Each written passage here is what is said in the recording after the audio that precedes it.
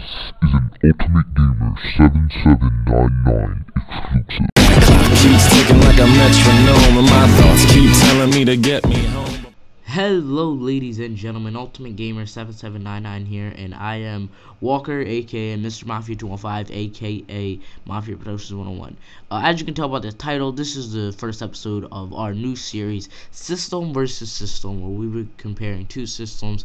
We'll be going down deep into the system, and it's really just to reveal which is better towards the end of the series. Yes, an episode, I will say, this system is better for this and this system is better for that.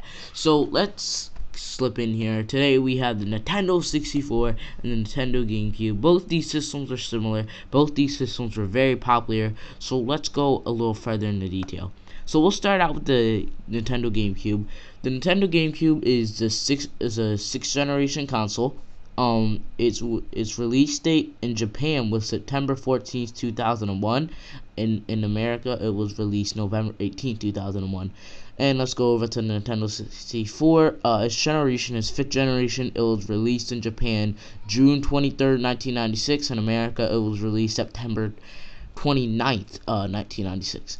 The Nintendo 64 was discontinued December 20th, 2001, and that was just around the time when the Cube had just came out. So let's look. The Nintendo GameCube was discontinued in February 22nd, 2007. Now, for the GameCube, it is never not sold at GameStop anymore. You cannot get it there. To order to get any of these systems, check on eBay, or there might be GameStop. Check that out because it may not be, but let's go back to this. Units sold worldwide. The GameCube had a lot. 21.74 units sold worldwide. That's a lot, but the 64 gets this because it sold 32.9, and that's passing the Cube. So let's go to the media for both of these systems. The Nintendo 64 has those little a ROM cartridge. As you know, they're those little simple, those little like silver, not silver, but yeah, they're like plastic cartridges. They're big weird looking things. You stick them in on the top. And the Nintendo GameCube had disc, of course, those little tiny, they're very small disc. I did enjoy those. So let's look at the storage. The Nintendo GameCube is the storage really, and for the Nintendo 64, the storage is a controller pack. The controller for both of these systems, they really are weird, as you can see on screen. I will have to say that the Nintendo 64 was the weirdest controller out of all of gaming, period. It had three handles, alright? Then it had the joystick in the middle, which is understandable. The Z button in the back, which is just strange. You had the D-pad, which is used for most games. You have your L bumper and your R bumper left and right. You have your start button, A and B, of course. And then you have C right here. Now this is just, I don't know why they'll put this there. C just controls your camera, really. The GameCube would later on go to turn that to a stick, but still, this controller is really hard to master. The A and B button are so far away from the joysticks. Everything's so far away. This was a children's system. I know children have small hands. They can't reach all these buttons. So, as for the controller of the Nintendo 64, out of a 5, I'm gonna have to give this thing a 2. A 2 because, it had a small amount of buttons, so you can't really argue with that. But everything was so far away, it was bad. Now, if we move on to the Nintendo GameCube controller, it was really small controller. It wasn't too small. It was nice, snug fit in the hand. The bumpers were really excellent. Like if a shooting game as Modern Warfare 3 or 2, when he Call of Duty was on here, I could go beast with this button, like rapid fire shooting. The Z button was placed in a better spot. They added Y and X, but still, all of that was in, easy to reach. It was easy to reach every button on this controller. A and B was really big, and the camera stick, the yellow thing, was moved to a stick. Now, your D-pad is really small, which is, for me, the games I played, the D-pad didn't really come in handy, but still, it was very small and hard to reach when you found yourself pressing the wrong button. You have your start and your regular joystick. I think this is a really well made controller. So out of 5, I'm gonna have to give this a 4. Just why not add the extra point? Because I think it is a little too small for a grown man's hand. I think this will be way too big, but for, you know, around teenager's child's hand, it is just perfect, right? Or someone with small hands. So let's now move on to base system.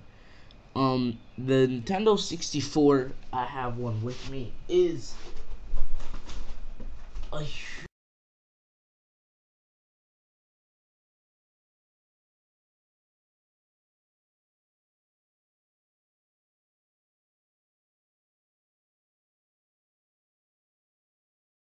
So let's get the Nintendo 64. I have one with me because I have a GameCube and a Nintendo 64. Yes, I do own both of these. So the Nintendo 64s are very simple. I think it was the simplest game system, the smallest and simplest ever made. Actually, no, the Wii was the smallest, but this is a very simple game system. It's very light.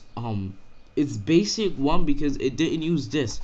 The cartridges you use, if you open up that little cartridge slot, it's just nothing there really. You know, you just pop your cartridge in, you turn the power, there's a power and reset button. But unlike most systems at its time, you know, this was competing against the Saturn and the PlayStation Uno, aka 1. It had, you know, PlayStation only had 2 controller ports, and you had to buy the other thing in order to plug up more. Nintendo 64 came with 4, which is very helpful. You know, I know this was really, you know, really helpful. People could, you know, play the WWF, Smash Bros, all those games that were on here. So take 4 controllers, and overall, it's just a simple system. You know, you have rumble packs, and all that. Let's move on to the GameCube. The GameCube was a little more advanced. Yet again, it had 4 controller ports, but the GameCube, it had 2 memory ports for memory cards. You had your power button, your open button to open the thing up, and then you had your reset button, and it used disc, as you all know. The GameCube was a little more advanced. It was smaller in a way, and still they were about the same weight, but the GameCube was a little heavier.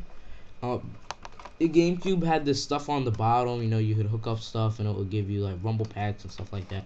That's where all that would go. And the GameCube had a trusty little handle. They both took similar, you know, like power cables and you know, AV output cables. So let's move on further than that. Let's go straight into the memory. I know a lot of you are probably interested in this. So for memory, the memory cards and everything, it's weird because the Nintendo 64 took memory cards in its controller, as for the Wii had 2 memory card slots. As you know, the Xbox was also on the system that would put memory cards in the controller. But I think the GameCube held more with their controller packs. I mean, not the controller packs, the memory cards. They had held more in them than, you know, the procedure of the Nintendo 64 that had less memory in it. So let's move on even farther. The best games sold for both of these systems. For the Nintendo game system, Nintendo GameCube. Sorry, I'm just like all over the place. The Nintendo GameCube's best game was Super Smash Bros. Melee. Now, for those of you that had that game, you know that was epic. And I repeat to you, epic. That game was awesome. You know, you could spend hours on that. And for Nintendo 64, I'm just all over the place, as I said. You know that, you know, this game is just blowing my mind. It changed the face of the game, and this character, give it up for Super Mario 64. Yes, that game was the greatest sold for this console, and I believe it. You know, it's raw facts, and this was also, you know, an awesome game in video game history. This changed the face. You know, it was just the only thing I didn't like about that game was at the end, Mario got a kiss on a cake. I didn't think that's what he deserved. But the system before the GameCube, of course, was the Nintendo 64. The system before the Nintendo 64 was the Super Nintendo Entertainment System.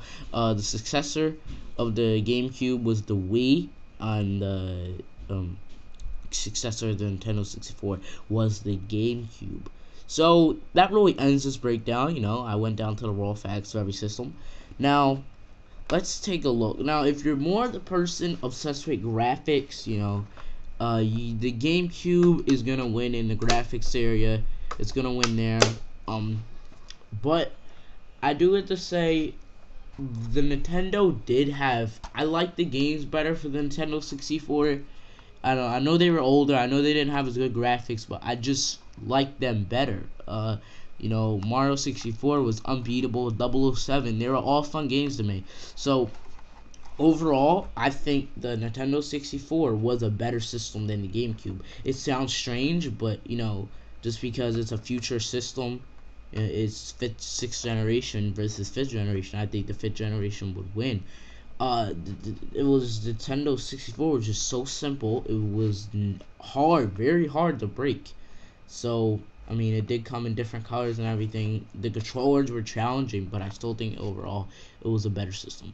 So in the comment section below, make sure you say which is better, and also recommend, send me messages. Ultimate Gamer, don't send them to my channel. Anything game related, send to Ultimate Gamer. I mean, my production 101, I'm just doing music, you know. I'm in charge of the editing. I don't really do much work on my channel. I'm mostly spending my time on here.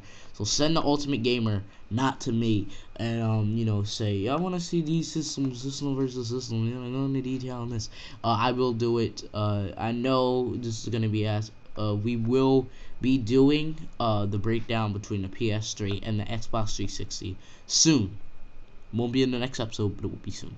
So thank you for watching. Rate, sub, comment, subscribe, and make sure you check out my channel and check out Ultimate Gamer. Peace out and have a nice day.